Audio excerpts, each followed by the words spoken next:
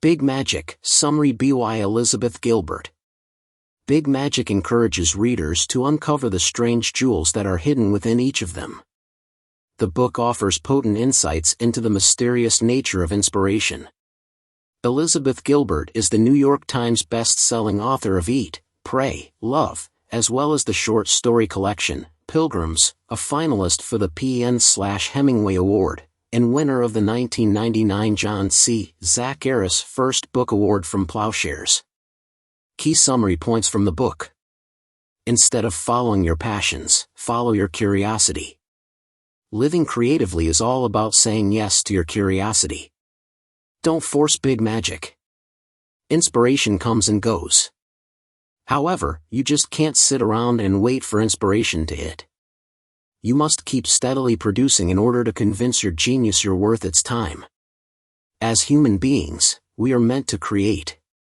If something makes you feel brave and bold, gives you butterflies in your tummy, and excites your curiosity, then you know you're on the right creative path for you. Stand up to your inner voice to get out of your creative rut. Get comfortable with your fears and let them join you on the road to creativity. They can be your ally, they can serve as a reminder for the things you care about. Inspiration can be seen as a force that goes looking for the right creator to help bring an idea to life. You want to grab that inspiration before it's too late. If you don't, the creative idea will eventually float onto another person who is willing to make it a reality. Embrace the unknown. A creative life is always going to be an uncertain life. Let go of attachment to financial results. Forcing your art to pay for the bills will kill creativity. Instead, create for yourself. Do whatever brings you to life, then. Follow your own fascinations, obsessions, and compulsions. Trust them. Create whatever causes a revolution in your heart. Take ongoing action to open the creative channel. Inspiration will always be drawn to motion. You don't need permission. No one is going to give you permission but yourself. You must believe that you are entitled to create, no matter the number of rejections or obstacles you face. You're not required to save the world with your creativity. Your creative goal doesn't have to be originality, authenticity works just as well. Don't take creativity seriously. Creativity doesn't mean you have to become an artist or a designer, you also don't need to earn money from it, you just need to enjoy it. So rather than trying to prove yourself as a serious professional artist, be playful. You will fail, therefore, measure your worth by your dedication to your path, not by your successes or failures. Quit your complaining. Complaining gets you nowhere. Just do the work. Procrastination and perfection are just fear in disguise. Perfection is fear dressed up in a mink coat and heels. Be a trickster, not a martyr. Too often creators fall into the trap of thinking they must suffer for their art. You must be willing to take risks if you want to live a creative existence. But if you're going to gamble, know that you're gambling. It's never too late to start creating. If you're alive, you're a creative person. The central paradox, art is absolutely meaningless, but also deeply meaningful and sacred. Only when we're at our most playful can divinity finally get serious with us. Handling frustration is fundamental for the creative process. Frustration is not an interruption of the process, frustration is the process. Key takeaways. Number 1. Don't let fear stop your creativity. Are you living up to your full creative potential or have you let fear take over? More than likely your education and career stemmed your curiosity and creative flow, or your disappointment at creating artwork that you didn't deem good enough put a stop to your creative playtime. You don't have to take creativity seriously. Creativity doesn't mean you have to become an artist or a designer. It doesn't need to take over from your day job. You don't need to be good at it. You don't need to have exhibitions. You don't need to earn money from it. You just need to enjoy it. Being creative means doing something that you enjoy, that makes you feel bold or brave and brings you excitement, and can range from arts and crafts to baking, writing, even rock climbing. It's never too late to try something new, something that sparks your curiosity. Just be sure not to let fear hold you back from trying it and continuing. your fears should coexist with your creativity. Number 2. Grab ideas and run with them. Ideas are magical, and if you don't grab them when they come along, someone else will. Don't dismiss that idea you had because you're too busy or because it's too different. Allow it to take shape and grab it, before someone else runs with it and you end up regretting that you didn't try. Maybe you have the opposite problem, so many ideas but you're never able to follow through and complete any of them despite several attempts. In this instance, you need to get out of your own way. Don't let your inner voice whisper that you're not good enough or that this is a waste of time. Go with it anyway and see what happens. If you get rejected, don't take it personally. Your creativity should fulfill you first and others second. Number 3. Don't try to be original, just be you. The thought of creating something original is enough to halt all of us in our creative tracks, so don't even try. Just be you. Share your magic, your story, your power, your creativity, and know that being you is enough. When you have a great new idea, don't Google it to see if anyone else is doing it because you'll be crestfallen to find they are. Just run with the idea anyway and make it your own. Be unoriginal but heartfelt and never get caught up trying to be perfect, as perfectionism is poisonous to creativity. Key lessons. Lessons number 1. Don't let fear stop you from living a creative life. Many of us grew up being told that getting a good education and landing a serious job were the keys to happiness. Additionally, many of us experienced failure at creating art. This has led to countless creative spirits not living up to their full potential. Deciding to pursue your creativity now can feel scary, but it shouldn't, as living creatively doesn't mean a life of poverty and struggle, nor dedicating your mind, body, and soul to your craft. It just means living a life that's led by curiosity instead of fear. Surely you can do that? From painting to poetry, cooking to rock climbing, there are no rules on what activity is or isn't classed as creative. Others might see your creative pursuit as crazy, but if it makes you feel brave and bold, gives you butterflies in your tummy, and excites your curiosity, you know you're on the right creative path for you. Have an idea of what your creative passion might be but still feel reluctant to do what it is you love? Perhaps you think you're not good enough, that you've left it too long or too late, that there's no point, that you don't have enough time or money, or that no one will care what you have to say. That's fear talking. Your brain is stopping you from doing what you really want to do. Letting go of your fears is far easier said than done. That's why Elizabeth recommends getting comfortable with your fears, letting them join you on the road to creativity, as they can remind you of the things you care about. You see, when you live a creative life, your passions can peacefully coexist with your fears. Lessons number 2. Grab ideas and run with them before it's too late. Ideas are mystical things that live, breathe, and grow around us, existing so that someone out there in the world can realize them. You're likely familiar with the feeling you get when an idea comes to you. It doesn't let go, but you keep pushing it to one side, thinking later, one day, not now. It's really important that you accept and grab that idea before it's too late. Turn the TV off, turn your phone off, shelve the items on your to-do list and work on the idea. If you don't, the idea will eventually float onto another person who is willing to make it a reality. Elizabeth saw this problem happen with a friend and fellow author, let's call her Helen. Inspired by her Brazilian husband, Helen had the idea of writing a novel set in the Amazon jungle, but for one reason or another, the idea didn't come to fruition. At this time, Helen became friends with author Ann Patchett. Funnily enough, Ann had started to write a novel set in the Amazon with the storyline almost identical to Helen's idea. Both writers were stunned, having not spoken to each other, never mind swapping ideas. They came to the conclusion, as did Elizabeth, that the idea simply drifted on until it found someone receptive to making it a reality. Lessons number 3. Create no matter how scared you are of failing. Struggle to get started but don't finish your creative idea? The problem is most likely you, as creatives are well known for being their own worst enemy, letting their inner voice that tells them I can't do this or it was a silly idea take hold. Stand up to your inner voice to get out of your creative rut. Say out loud, I am a writer or I am a talented artist, and let yourself and the world know that you're following your passion. Always remember, you are entitled to create, so give yourself permission to do so. Nothing can stop you, not even rejection, which, though a bitter pill to swallow, you should never take personally, since the people judging your work are only human, and what they deem bad one day, they might deem great the next, as Elizabeth found out firsthand.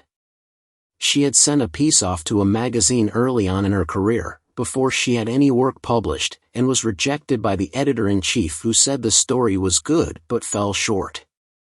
Years later, after Elizabeth had some bestsellers under her belt, her agent sent the same story to the same magazine. The same editor-in-chief said that the story was brilliant and that it reminded her of something special. Your creative goal doesn't have to be originality, authenticity works just as well. After all, your art is a cathartic way of serving yourself, not your critics, and if it helps you to process your problems or concerns, isn't that all that matters? Remember the saying, don't try to be someone you're not. The same thing applies to your creativity. Be you, create for you, and the recognition will follow if it's meant to be. Lessons number 4. Don't take creativity seriously. Creatives often struggle with the need to be taken seriously, many getting academic qualifications for this reason. But you don't need a degree to do what you love, you just need life experience.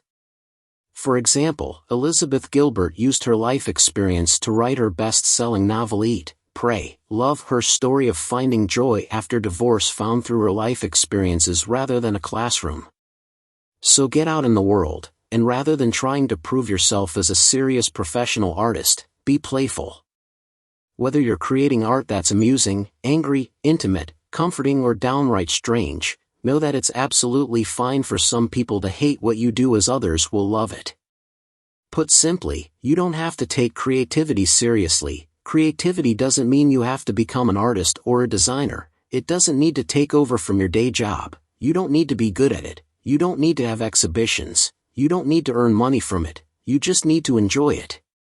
Being creative means doing something that you enjoy, that makes you feel bold or brave and brings you excitement, and can range from arts and crafts to baking, writing, even rock climbing. It's never too late to try something new, something that sparks your curiosity. Just be sure not to let fear hold you back from trying it and continuing. Your fears should coexist with your creativity. Lessons number 5. Forcing your art to pay your rent will kill your creativity. Artists who enjoy a whimsical, carefree life full of parties with no proper job is a fantasy. When artists try to live out this fantasy, they kill their own creativity, since they have to rely on their art to pay the bills. There's an alternative way. Have an affair with your art by keeping your day job, just like authors Toni Morrison and J.K. Rowling did with their writing. This isn't a cop-out, and doesn't mean you're not committed to your art. Rather, it can inspire more passion in your creative pursuits, as you'll need to steal away from your everyday life for a couple of hours to give yourself the time and peace to create. This escape time can become something you look forward to and something that keeps you inspired when daily life becomes a drag.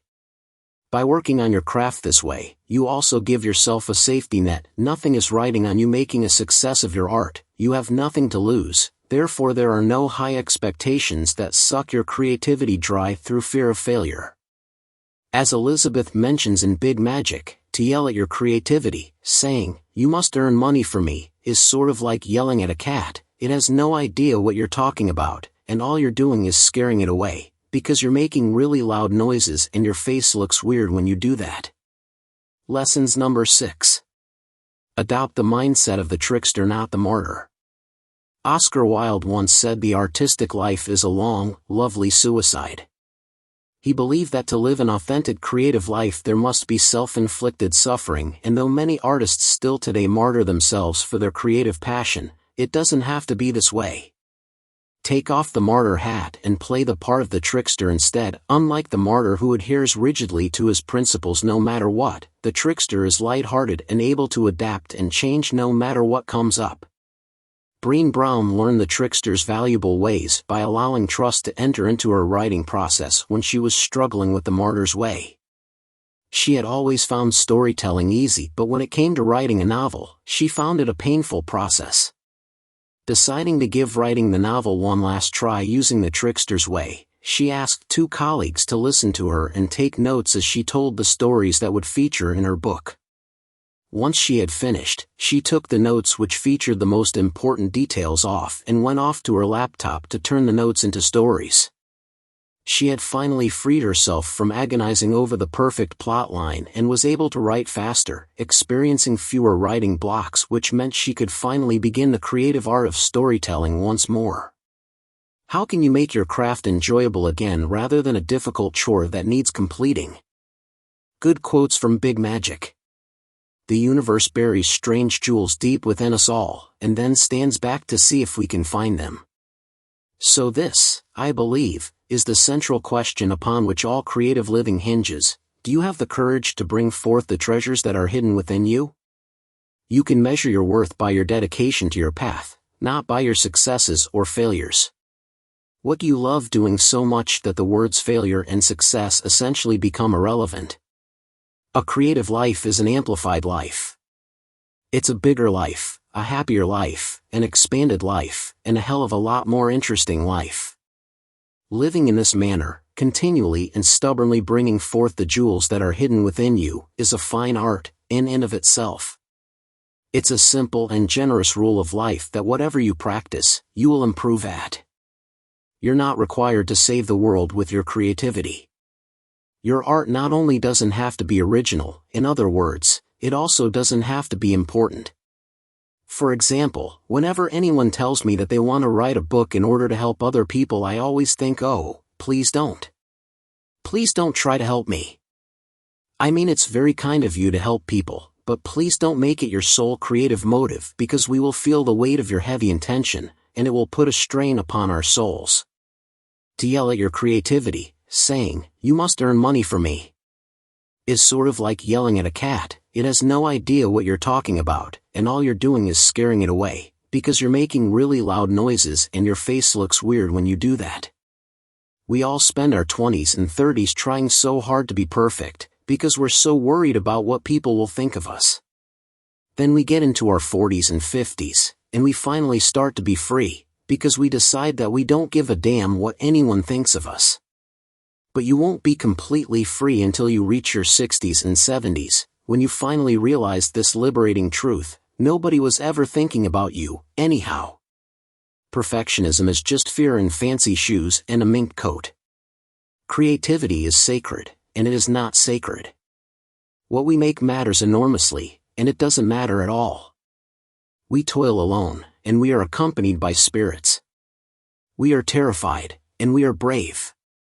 Art is a crushing chore and a wonderful privilege. Only when we are at our most playful can divinity finally get serious with us. Make space for all these paradoxes to be equally true inside your soul, and I promise, you can make anything. So please calm down now and get back to work, okay? The treasures that are hidden inside you are hoping you will say yes. Own your disappointment, acknowledge it for what it is, and move on. If you're alive, you're a creative person. You can clear out whatever obstacles are preventing you from living your most creative life, with the simple understanding that whatever is bad for you is probably also bad for your work. I hope you do enjoy watching Big Magic Summary. Thank you for watching. Please subscribe, like and share. See you in next videos.